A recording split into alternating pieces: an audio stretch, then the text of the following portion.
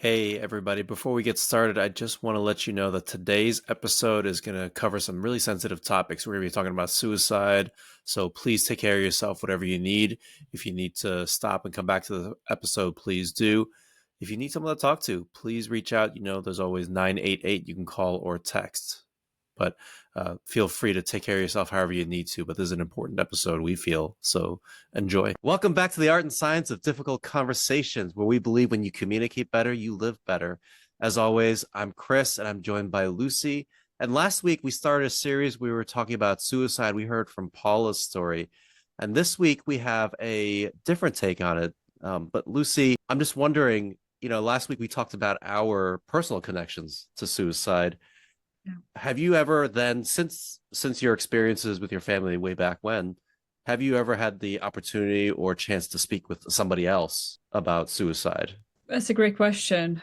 Yes, either through conversations with clients or just even friends. Hmm. Whenever they're struggling, going through some tough times. Luckily, we do have that trust in our friendship that they do sometimes share How'd that how go they're for you? feeling. Maybe I'm used to it. That is Maybe. that I usually try to normalize it a little bit because it seems like all of us are going through, some rough patches in our lives. Sometimes just me listening is already helping them feel better. Yeah, that's awesome.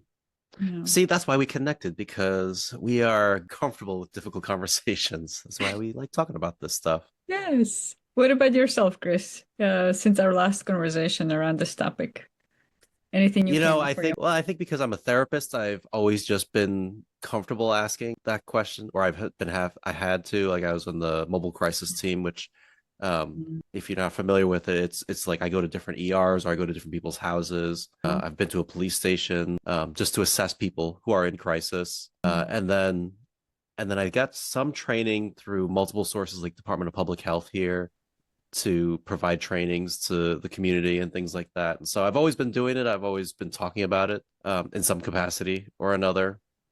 And so I've just always, I think because obviously because of my own personal connection, I've always been interested in it and just wanting to help out as much as possible. And that's extended to even friends who were feeling suicidal, and I didn't know were feeling suicidal in the moment until I asked them. Um, but luckily I did, because it could have been worse if I didn't ask them. But that's why luckily we're here today as a follow-up from our last conversation where we heard from somebody's personal story. And again, I'm on the board of Samaritan, the suicide prevention nonprofit here in Boston. We are lucky to be joined the Chief Clinical Officer, Mm, Kacy Maitland. Kacy, mm. thank you for joining us. Thank you so much for having me. It's really a privilege and an honor to be on and speaking with both of you. And how did you get involved in just this entire, well, therapy, but also the line of work working with suicide prevention? It's interesting because I've always had sort of a very canned answer. And the reason behind that is because when I was growing up, my dad was my dad was a volunteer on the helpline. And so I've always attributed sort of my interest and my want to do this work because of that. So my dad was a volunteer on the helpline when I was a kiddo, and it's sort of what inspired me to want to become a volunteer after graduating from college. And the reason that I have the name that I do is because my parents lost a child before they had me and my brother. And so my Mm. name story sort of evolves around that. And I realized that the reason that I do this work is not because my father was a volunteer on the helpline, but it was because I was really born into grief. And my parents had experienced the worst thing that they were going to experience at that time. And so I grew up in a household where we could manage anything, right? It was sort of like, no matter what we went through, or not that things weren't tough or that something didn't happen or whatever, but it was, we're going to get through this. And so I think that I learned this affinity for managing crisis very early on in life because that's how my parents functioned, right? It was very much so, get through this.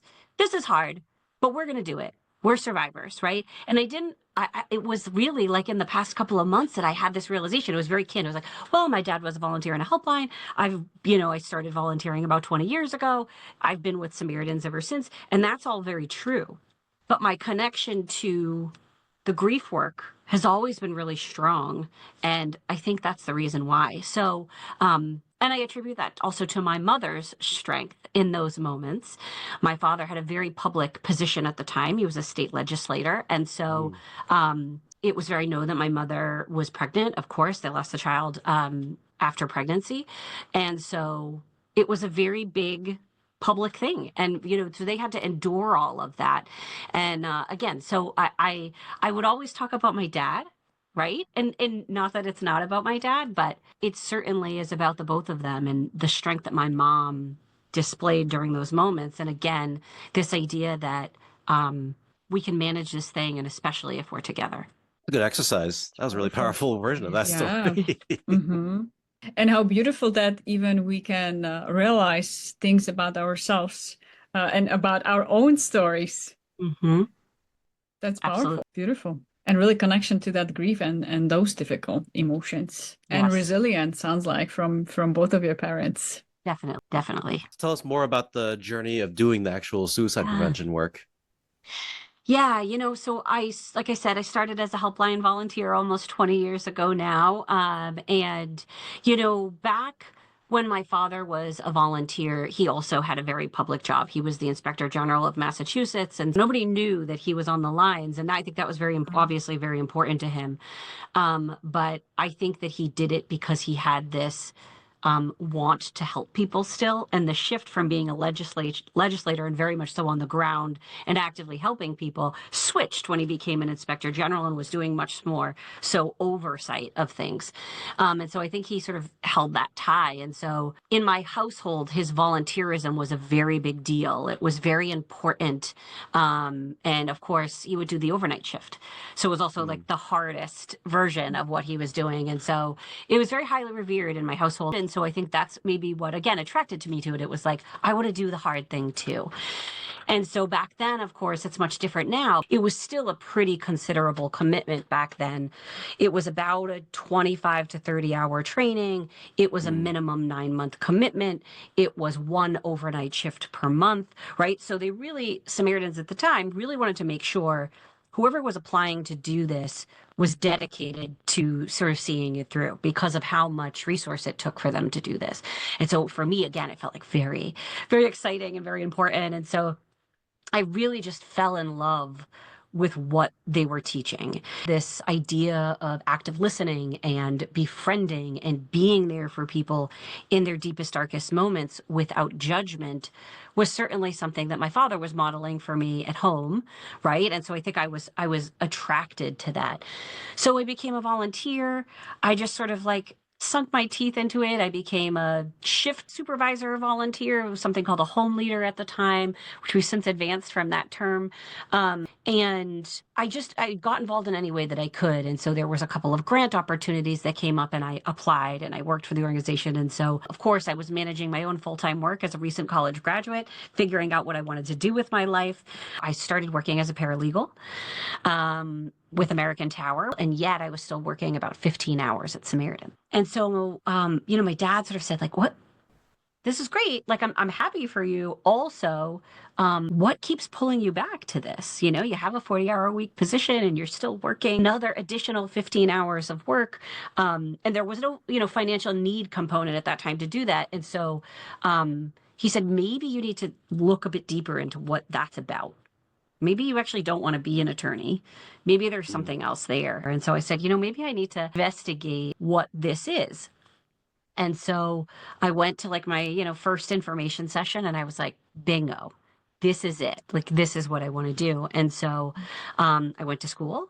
I got my Master of Social Work. And again, the whole time I was working at Samaritans. I think I was the volunteer coordinator or the volunteer recruiter, one of those. I worked at the VA for a little bit in the Veterans Assisted Housing Program, the VASH program. So supporting veterans who are homeless and then transitioning into housing. And so all those experiences, right, sort of led up to my work here at Samaritans. I worked at DMH for a while and in clinical training and things like that. So it all sort of led up to where we are now. Awesome. Should we just confuse Lucie and just talk only about Boston specific landmarks and items?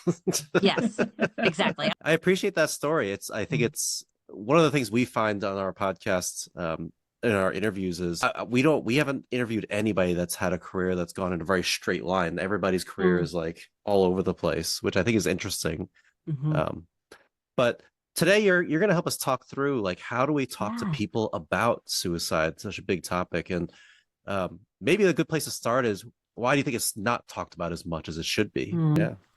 Every 11 minutes, one person dies by suicide. 26 people attempt suicide. 70 people plan a suicide attempt. 265 people seriously consider suicide. Together, we can change these numbers by ensuring everyone has someone to talk to. Help Samaritans make every conversation count. Learn how you can prevent suicide at the Breakfast for Hope on Wednesday, April 30th. Register at breakfastforhope.org. You know, talking about suicide is really hard, to put it simply. Talking about issues that people have in general is really hard, right? And so when people have sort of an inability to empathize or connect with something and someone else, it's sort of a reflection of that person's inability to connect authentically with something inside themselves, right? Because whatever that thing is disrupting the fear or the actual feeling that they have themselves, right? This, sort of, to use a clinical term, like this projective identification piece of, like, I see that thing. And so I think with suicide in particular, you know, this idea that it's very othering, that only other people feel suicidal or get to that point, I think is like a huge misnomer. We have all felt, on some varying level of degree, what would it be like if I wasn't here anymore? We have all felt that. Whether or not people are ready to admit that or not is another story, right? But, you know, I can remember even in high school really feeling very down about a huge fight that I had, falling out with some friends that I had, which of course when you're in high school feels like the biggest thing in the world. Yeah. And having these thoughts of, like, this concept that people talk about, which is like, I just want the pain to end. And I had this thought of, like, but, like, what if I just wasn't even here to deal with it anymore? Certainly on a different end of the spectrum, right? I wasn't thinking about a plan or means or how to do that. But the thought of, like, I need this to go away was there, right? And so I think that's also very hard. It's very hard to, like, reconcile that within ourselves, that we feel so deeply hurt or down or so much pain that we have no other thought or option than to, like, get away from it. And so the varying degree of suicidality, certainly, right? We know that folks get to the other side of that, which is, I feel that. I want it to go away, and I'm actually going to figure out how to make that happen, right? Because I actually feel like I don't have any more options, right? And so I think it's a thing that we're really scared to talk about, because there's so much fear in thinking that we have any part to play in someone else's decision, right? Or that we can have any influence or any control. And I want to be clear that in and of itself is a very complicated thing, because we know that suicides happen through the best of intention and through the best of intervention. We know that to be true. However, when we are several steps before that crisis, and we have the ability to have that dialogue and that conversation around, wow, it really sounds like you're feeling down about this. Have you ever thought about suicide? Right? Like, we actually can have influence, right? And so I think that there's fear, and it's hard. It's a hard thing. But I think that the best suicide prevention happens 25 steps before the crisis. If it's okay with you, let's start at that beginning. What are the things we should be doing? What things we could be considering before we even need to have a conversation? I think it is having conversations, right? So, you know, back in the early days of Samaritans, of training, we used to talk about this thing called the rising water effect, and that people don't typically become actively or imminently suicidal overnight. Right? It's typically not one thing that happens that gets them to that place. And we could talk about theory, and we could talk about all those things for, you know, a million years. But the piece is that it's a buildup of things. right? It's a buildup of things over time. It's a series of disappointments. It's a series of not having access to help or access to assistance from other people. And so, just the check-ins, right? Like just messaging your friend, hey, I'm thinking about you. Wonder if we can hop on a quick phone call this week. Just want to hear what you're doing. One of the things that this is sort of a tangent, but I think it's interesting because it's been very eye-opening for me and how I've been engaging in my own life with my own friends. I don't know if you've ever heard of this thing called the Wednesday waffle. Yeah. Waffle Wednesdays. Yeah, I right? do that. I do that with the friends. You do that with the friends. And so I was like, I'm going to do this. I'm going to do this with my friends because even as a mental health professional, right? You forget, right? And I think, I don't think people do seek me out when they need me, but you also forget that relationships are reciprocal. People are hard work. Yeah. All of us are, right? And so, isn't it such a beautiful thing when we get a card in the mail from a friend that says, just was thinking of you and I wanted to tell you thank you? Or the text message of, hey, I had a dream about you last night. Or, hey, I saw this super funny thing and I was thinking of you, right? Those are like reciprocal things that are really easy to do that also happen in real time, that are very authentic, that we sometimes pass by because we're so busy and we have to do X, Y, Z. Yeah. Can you explain the Wednesday waffle for Essentially what it is, you pick a group of friends, your little group of friends that you have, and you record a 1 to 2 minute video on a Wednesday. That's just a weekly update. Like, what's going on? What are you doing? What's stressing you out this week? What's on the docket? And then you just hit send. You don't watch it back. You don't edit it. You don't do anything. It's just a quick, today is, I got this going on. Over the weekend, we did this. This weekend, this is going to be stressful, but I'm going to get through it. And then you get to watch, instead of watching reels of people we don't know that are mocked up, you get to watch and listen to your friends go through the everyday things that we all go through. And of course, every week, as the mental health professional and the clinician, there's a new theme for all of us, right? And there's what I like to call the golden thread, right? And one of my friends who right now is living in Los Angeles and very close to the wildfires and was experiencing all that. She has a 1-year-old. She just bought this new house. She's pregnant, feeling very isolated, of course, right? Because there's not a lot she can do with the fires and the smoke and the 1-year-old and everything. And so she just said this week, I love so much these Waffle Wednesday videos because I feel like I'm not alone, right? That's a super cool idea. Thank you for sharing. Yeah. So that idea of just keeping in constant contact so people don't feel like they're alone, so that you are just you're more aware of how other people are feeling. That constant awareness of what's going on in other people's lives. Where are they at? Yeah. Yeah, and I think, feelings are universal. And I don't say that in a way of that people's experiences are universal, because everybody, when you think of intersectionality, or you think of time and space and access and all of those things. But that's really what empathy is connecting in something in you that connects with something in somebody else. And so I think that I connect so much with that, because I think that when we recognize that, we talk about the things that we're afraid to talk about, which are actually the things that we need to talk about the most, right? This piece of I don't know if I can tell this person that thing because they might judge me, right? So this idea that feelings are universal, and when they're met without judgment, that's when the magic happens.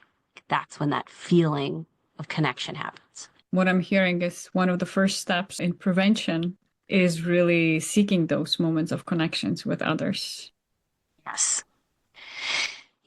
I think I hearken it to 4 things, which is connecting with, empathizing with people, actively listening to people, validating those experiences, and removing judgment. Right? Maybe not in that order. Maybe it's right. Removing judgment is first, actively listening is second, providing empathy is third, and then validating those experiences.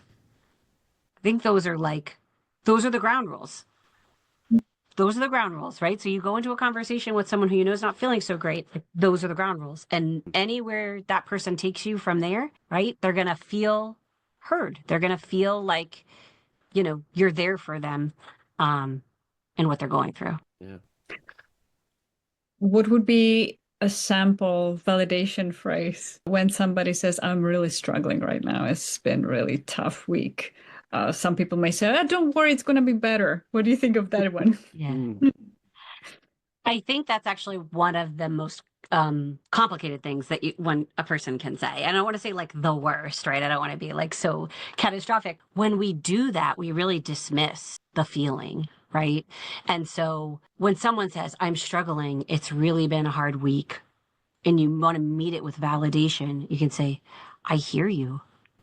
It really sounds like whatever the thing that they're struggling with has been really hard for you to manage. It's been really hard for you to go through. I might follow that up with tell me more about how that feels for you, right? Or tell me more about the situation. But when we do the thing that we're so good at as humans to like write the writing reflex or the fixer, like, don't worry, it's gonna get better, right? When we put ourselves in those shoes, it's a conversation ender, right? You know, if you're telling someone about something and you're like, oh, this really sucks. You know, this thing is really, really hard. And someone says, don't worry, like, it's just a phase. It's going to get better. It's just a conversation ender, right? Because whether you're not insulted by that or not, and you're like, okay, yeah, maybe, do you actually feel heard after that? Do you actually feel like you got what you needed from that interaction? Probably not. I think sometimes we don't think it's enough just to say, like, I totally hear that. Sometimes we just don't think it's enough, but it is, right? Because it's like, I get it. I might not be experiencing that thing too, right? Or I might not know how to fix it, because that's the other thing. We actually shouldn't bring those things up. But I believe you. I believe that it is really hard for you. And I believe that you're doing your best. That's an interesting phrase. I believe that you're doing your best. Because I've had that argument, I guess, that debate with some coworkers before, and I've said the phrase, I think everybody's just giving their 100% every day as the best. They're just doing the best they can. And her philosophy was, well, they're not trying very hard. And so how do you balance that? Because I think like 100% just looks different every day. Like your 100% might just look like just a little bit that day because you just are way out of it or something's going on. So how do you balance that, or how do you kind of help other people conceptualize that? Yeah. You know, the age-old phrase of like everybody's battling something that you don't know about is just so true. It's even true about all of us, right? I mean, sometimes, and I'm sure, you can resonate with this as a parent, but like 6 to 9 a.m. is like living 15 lives.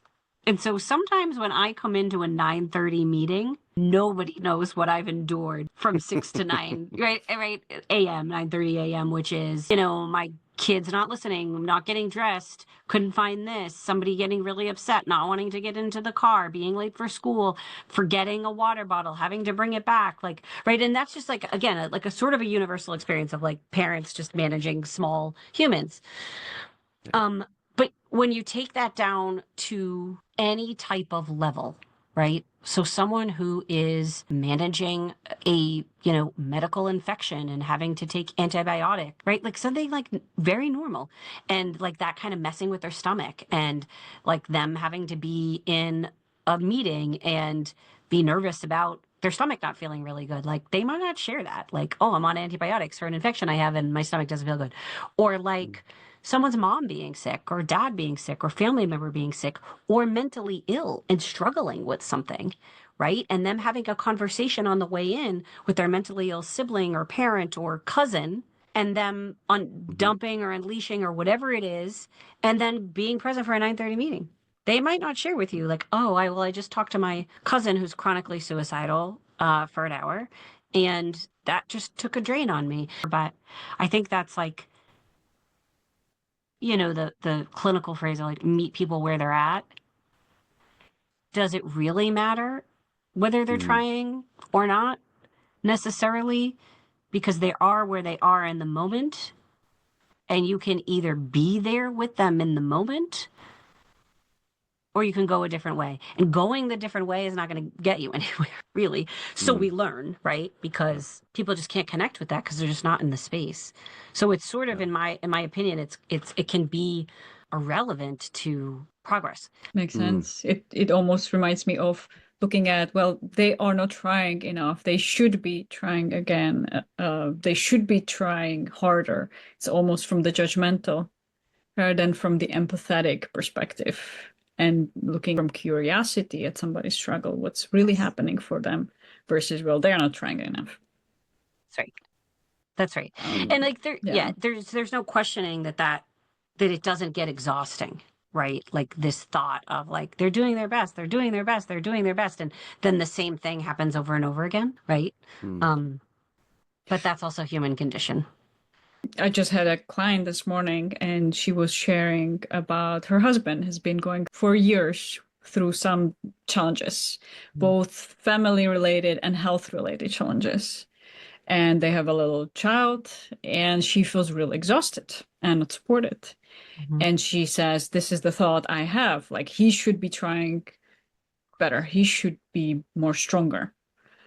What would be your advice for her? How to have the compassion even when she is exhausted herself in that situation? Yeah. I'd validate it first, right? And say, anyone in your position would feel the way you do right now.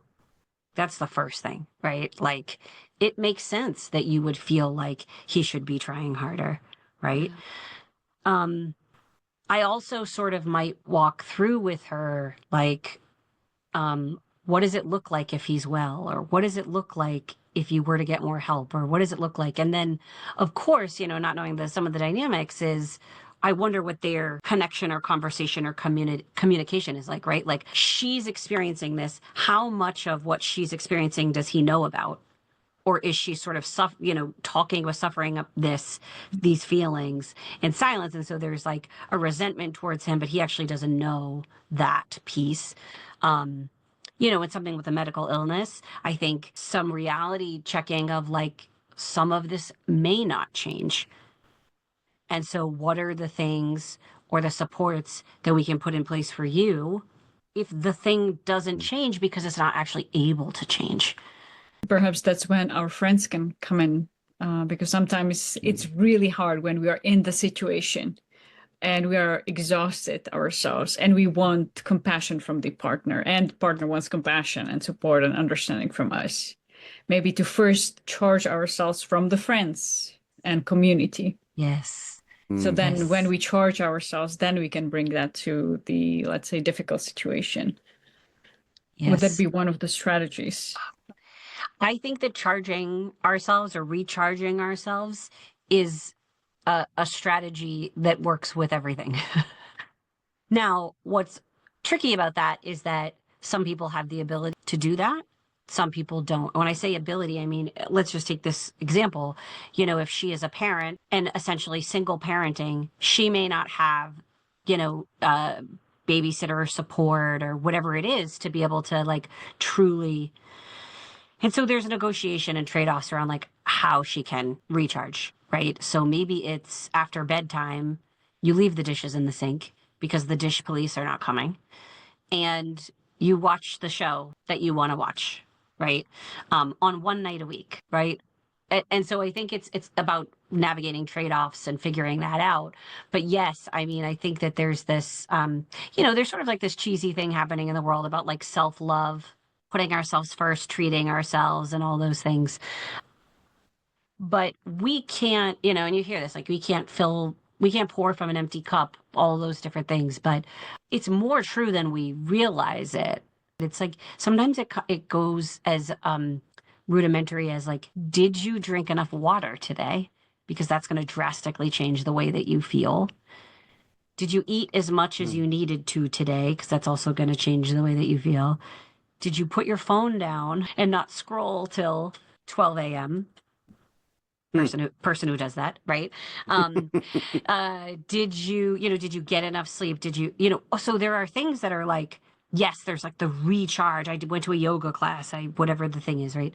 There's also the like independent activities of daily living that we often neglect, that we don't think about impact us really considerably on a day-to-day basis. And so I think even getting down to some of those things of like, how can you set yourself up to even do that? She'll put you on a path to at least, at ground level, feeling a little bit better. Sounds like the path would be then connecting with others, finding those magical moments of connection and listening and empathy with others. It sounds like also listening to ourselves. Yes, listening to ourselves. Yeah, we thrive, everybody, whether you're introvert and extrovert or otherwise, thrive on human connection. We're moving into a time and a space in the world where we think we don't need it as much, but we do. Yeah. We do. We need to be around humans. We need to be talking to humans. We need to be sharing with humans. Again, that sort of like feelings or universal piece. But also sometimes we need to quiet the voices of productivity, right? So like that rest is like the inverse of productivity. I'll have friends say like, well, I don't sit down at all. I don't sit down till I go to bed, right? Because they're doing the dishes, they're cleaning the household, they're doing all those things. My mom would say that if she sits down, she's not going to get back up. So she's just going to keep cleaning or fixing or doing whatever. Yeah, fair. And again, I think it's trade-offs because for many people, it is part of their routine to do those things, and that actually they don't feel as though they can rest until they do. And that's some of the trade-off is like, how much stress is the productivity creating for you? That's one. And how can you manage it in a way that it creates less? So let's say now we're in the conversation with the person. Yep. They're saying they're struggling. We're validating, we're empathic, we're not judging, we're not trying to fix the situation, we're just hearing it.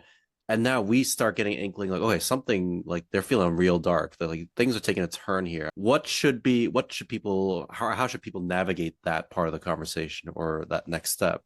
When people go into the darker places in the conversation, that's very important. But maybe you're noticing other things, like this person normally will go to all the social engagements and they have not.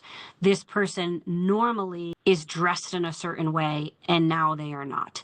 This person normally works out 3 days a week and they haven't been doing that. So what are the things that this person has normally been doing? And if those things are not happening anymore, that's a thing to be paying attention to, right? And so I think some of those things in combination with the struggling, maybe going into the dark place, is a point in time to be asking about how they're feeling. And there's a very large misconception around suicidality that if we ask about suicide, that we're putting the thought of that thing in people's head. And the truth is that it does not. And that more often than not, I would say 99.9% of the time, people feel relief when you ask them that question because it's already a thought that they've had. And so you are now coming into the conversation, identifying yourself as a person who's not afraid to sit in the muck with them. And how we react to the answer is very important. So I think if someone is struggling, they're saying they're struggling, you're noticing some things, they're going to a place where they might say something pretty direct, like, I don't even know, maybe it would be better if I'm just not here at all, right? Mm-hmm. You might say something like, it really sounds like things are so hard for you right now. And I can understand why you might be feeling this way. I'm wondering if you've been thinking about suicide. I'm wondering if, usually when people feel this low, they think about suicide. I'm wondering if you're feeling that way too.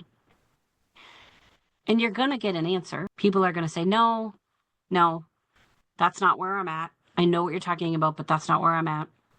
Mm. And then they'll continue on. Or someone says like, yeah,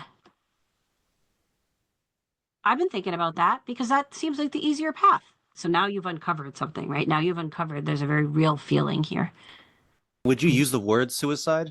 Would use the word suicide 100% every time, because if we ask someone if they're feeling like they might hurt themselves, it's actually a different question.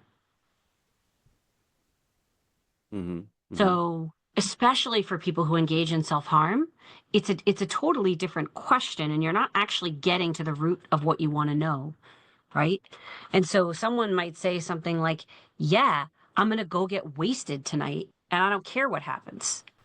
Okay, well, we actually still don't know the answer to what we want to know, right? Because that's definitely engaging in self-harm. But actually, are they engaging in that because they want to die?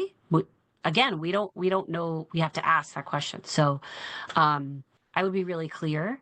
And again, when people are feeling really low, or in general, right? This is the piece about reducing the stigma. People are afraid to say it, and we're afraid to ask it.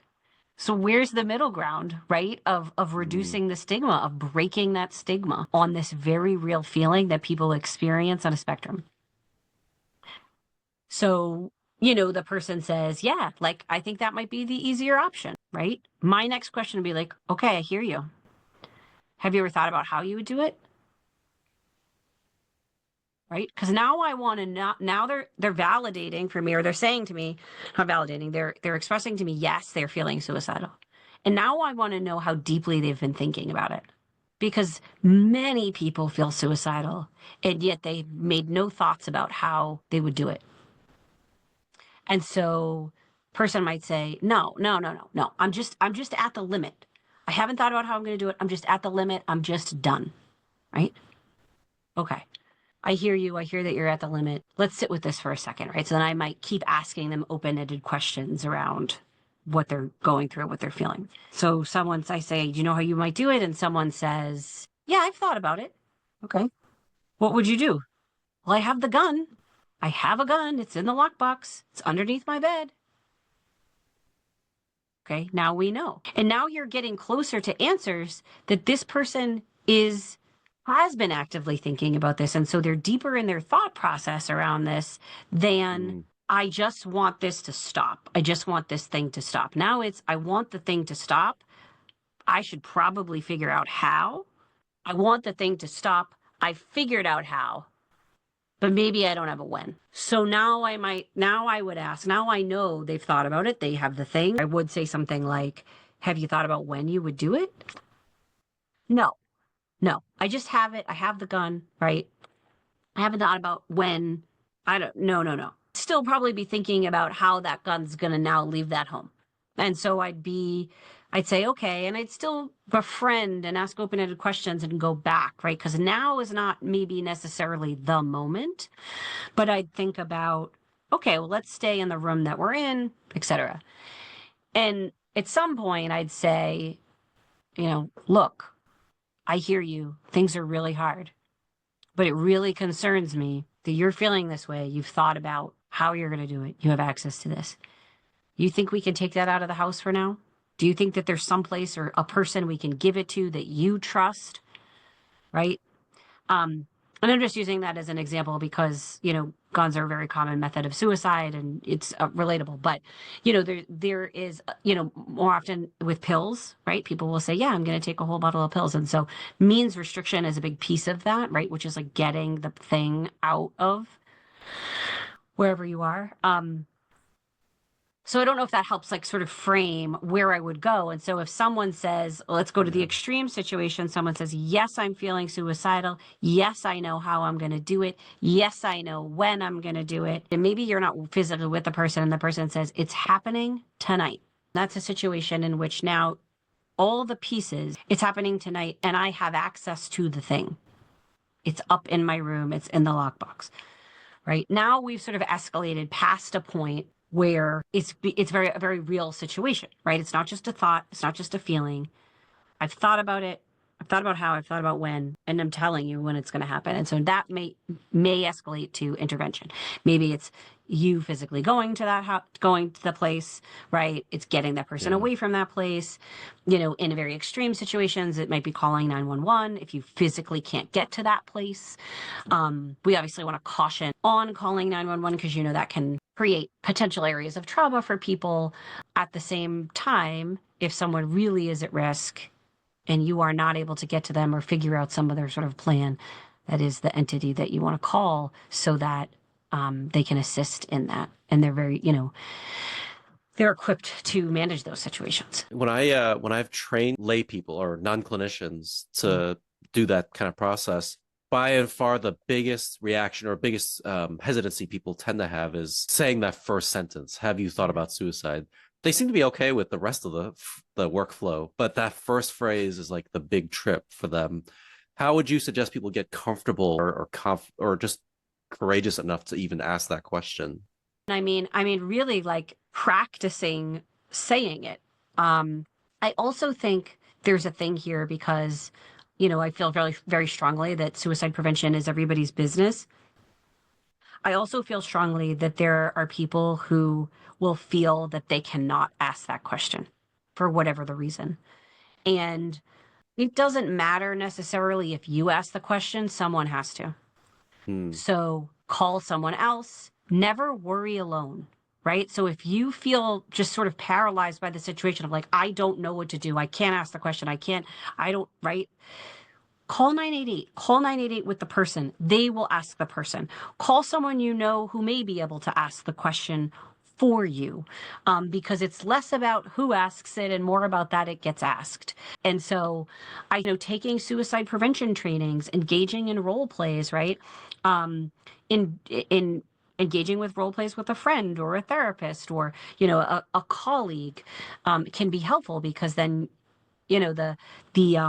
the emergency is sort of lifted, right? You're asking someone and you know what the response is going to be, or you can anticipate the outcome because it's just a practice. Yeah. What about people who haven't done asked this series of questions for hundreds of times? Yeah.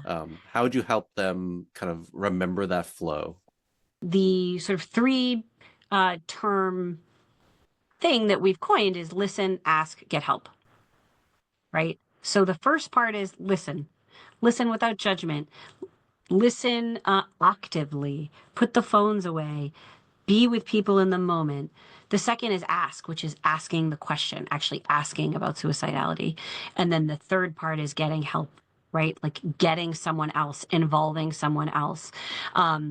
In terms of like that assessment piece, it is a bit more intricate. And that's where I'd say, we train on that. And I want to say that we have some information on our website, but maybe that's something that we can actually do is get that more prominent.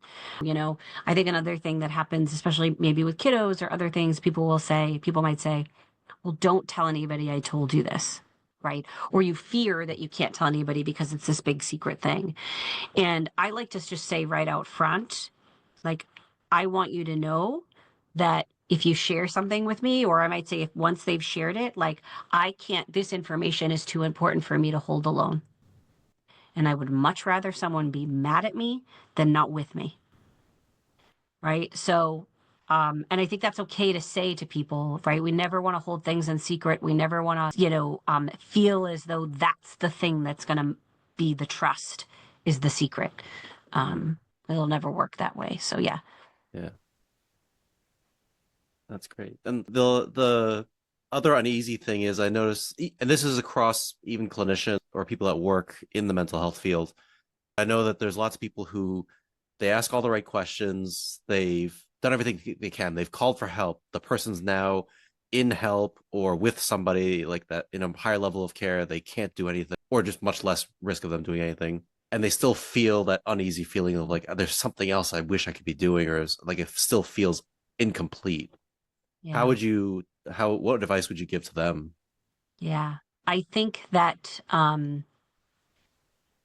sitting with the feeling of ambiguity is really, really hard.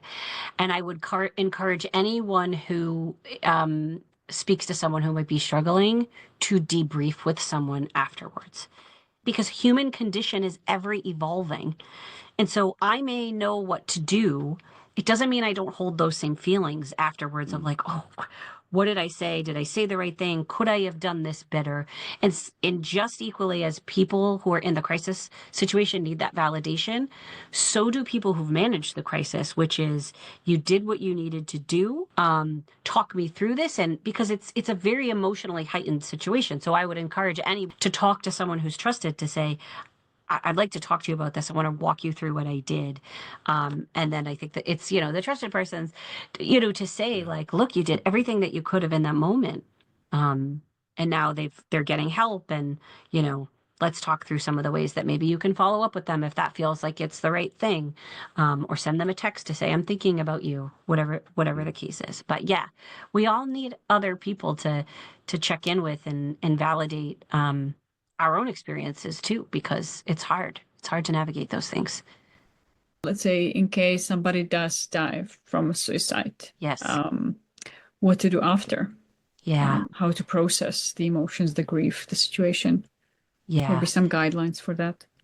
It's such a really good question, and it'll give me an opportunity to tout some of our services.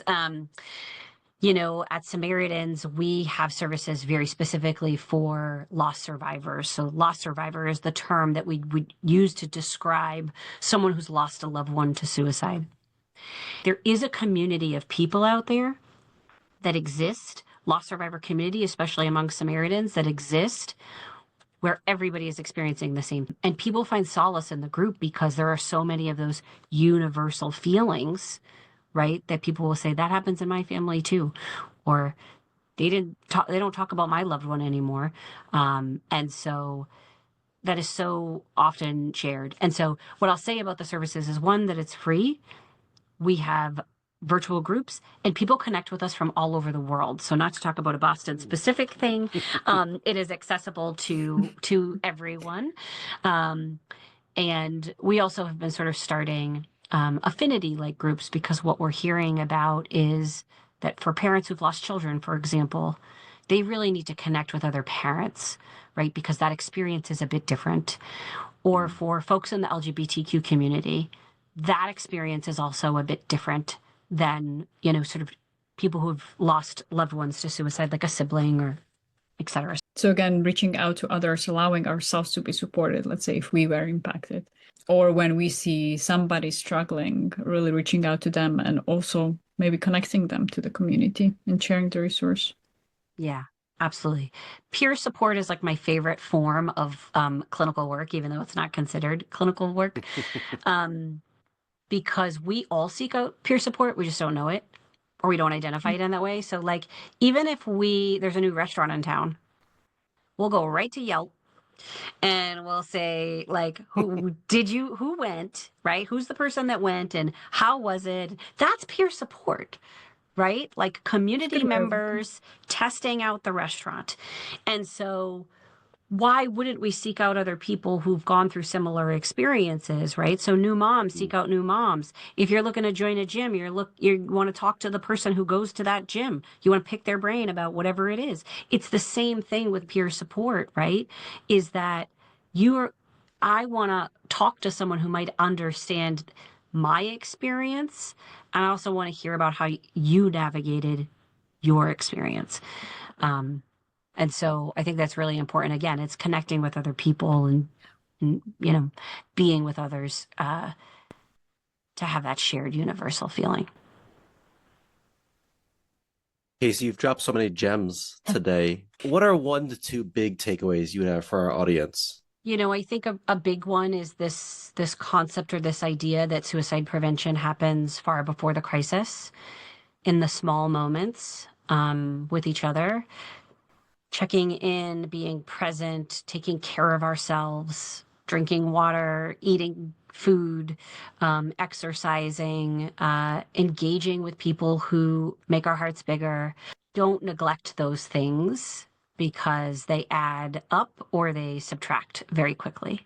I think the second piece is that help is out there. And I know people say that a lot, but certainly Samaritans is a resource for people. It's free to people. 988 is free to people. Our services for loss survivors is free to people. We just started a support group for suicide attempt survivors that is also free to people. You know, never worrying alone and finding community are the things that keep us well. And so with that, we all have a role to play in removing judgment so that there is more community to be had. So when we just move through life, remember that the judgment that you place on someone else is probably soon to be the judgment that you get from someone else. So just being mindful of that when people come to us with their experiences or with their problems, instead of starting with the, you know what you should do, start with, tell me more about that. And I'm sorry that's happening. I love that. And so if people wanted to learn more about you or learn more about the work of Samaritans, how would they find it? And also, next week is the Breakfast for Hope. How would people tell them about that event so they can either come if they're in the area or they can just donate if they want to just be a part of it? Yeah, absolutely. So our website is SamaritansHope.org. And so you can find all the resources that I'm talking about today on our website. You can find me on LinkedIn, Kacy Maitland. I am on Instagram as well. I'm not that exciting, so don't expect much, but you can find me on there. Our Breakfast for Hope is a really, really incredible event. It's going to be live streamed, so if you are not near Boston, you can watch it. You can watch it from afar, but a really compelling opportunity to witness the power of community is at the Breakfast for Hope. We're going to talk about our services. We're going to sort of showcase some things. You might hear from someone that you've heard from before. And so, you know, if you are interested in hearing more about Samaritans or supporting Samaritans, it's definitely an event not to be missed. Awesome. And everything will be linked in the show notes below. Yep. Kacy, thank you so much for sharing your story and your experiences and your knowledge and your expertise with us. Thank you. Truly, thank you for the Kacy. space.